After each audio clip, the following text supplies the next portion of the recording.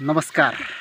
यति बेला म दातराम लिम्बू माङसेबुङ 6 मा अवस्थित हस्ती डाँडामा छु र हस्ती डाँडाबाट चाहिँ सूर्यास्तको दृश्यलाई अवलोकन गरिरहेका छौँ। यति बेला तपाईहरुले पनि हेर्न सक्नुहुनेछ र साँझको समयमा अत्यन्तै सुन्दर दृश्य देखिने भएकोले हजुरहरु सम्पूर्णलाई पनि चाहिँ यस स्थानमा आई सूर्यास्तको दृश्य अवलोकन गरिदिनु हुनका लागि म यहीँबाट अनुरोध गर्दछु।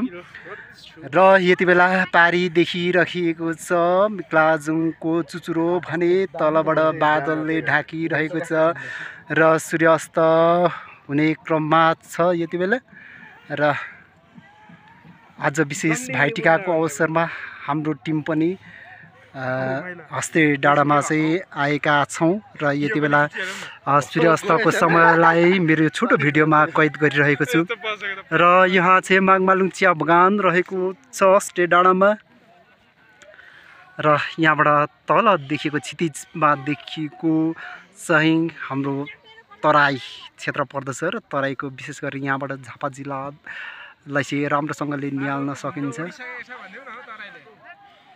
र यो सूर्यास्तको दृश्य यति बेला तपाईहरुले हेरिराख्नु भएको छ भने पारी देखिएको चुचुरो डाँडो चाहिँ मिक्लाजुङ डाँडो हो र जुन डाँडो चाहिँ इलाम जिल्ला, पाँचथर जिल्ला साथै धनकुटा र मोरङ जिल्ला चारवटा जिल्लाको संगम स्थलमा रहेको छ भन्दै मेरो यो छोटो भिडियोलाई यही अन्त्य गर्न चाहन्छु। नमस्ते, सेवा रो। भाइटिकाको अवसर पारेर यस माङसेबुङ 6 मा अवस्थित हस्ती डाँडाको यो खेल मैदानमा आज थोरै जमघट भएको छ भने यहाँ लिङ्गेपिङ पनि लगाइएको छ। विशेष गरेर बडा दशैंको अवसर साथै चाहिँ तिहारको अवसरमा यहाँका स्थानीयहरूले लिङ्गेपिङ लगाइएको यहाँ हामी देख्न सक्छौँ। र यस ग्राउन्डमा चाहिँ यस स्थान वरपरका चाहिँ स्थानीय पर्यटकहरूको भेला रहेको छ भने पारी डाँडामा देख्न सकिन्छ। विशेष गरेर राई समुदायका आस्था वाबुकलाई हेर्न सक्नुहुनेछ। र यहाँबाट पारी देखिएको ठाउँ चाहिँ चिसोपानी पञ्चमी बजार हो र त्योभन्दा पर चाहिँ ढेङ्गुरे डाँडा छ र ढेङ्गुरे डाँडा भन्दा अझै पर देखिएको घरहरू देखिएको स्थान चाहिँ माङसेबुङ 6 मा अवस्थित रक्से बजार हो भने त्योभन्दा पारी चाहिँ धार्मिक तथा पर्यटकीय स्थल माङमालुङलाई हजुरहरूले हेर्न सक्नुहुनेछ।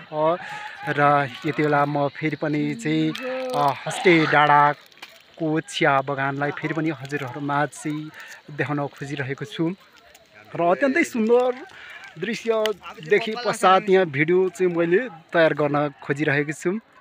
र तराई क्षेत्रलाई चाहिँ अत्यन्तै बादलले ढाकिसकेको छ भने सूर्यले चाहिँ आफ्नो मुहारलाई चाहिँ लुकाउन खोजिरहेको अवस्थामा मैले यो भिडियो तयार गरिरहेको छु। र बादलले पनि छेक्ने क्रम छ भने सूर्य आफै पनि अस्ताउन लागिरहेको छ। र पारी देखिएको डाँडो मिक्लाजुङ डाँडा र यहाँ वरपरको क्षेत्रलाई चाहिँ तपाईँले हेर्न सक्नुहुनेछ भने अन्य दिनहरूमा पनि तपाईँहरू पनि आएर चाहिँ यस क्षेत्रलाई अवलोकन गर्न सक्नुहुनेछ। र यो मासतिर देखिएको डाँडो चाहिँ तेन्थुम्की डाँडा हो र त्यस डाँडामा पनि चाहिँ घुमफिर गर्नलाई र त्यहाँबाट दृश्य अवलोकन गर्नलाई अत्यन्तै राम्रो देखिने छ भन्ने कुरा पनि म यहाँहरूलाई जानकारी गराउँदै मेरो छोटो भिडियोलाई यहीँ अन्त्य गर्दछु। धन्यवाद।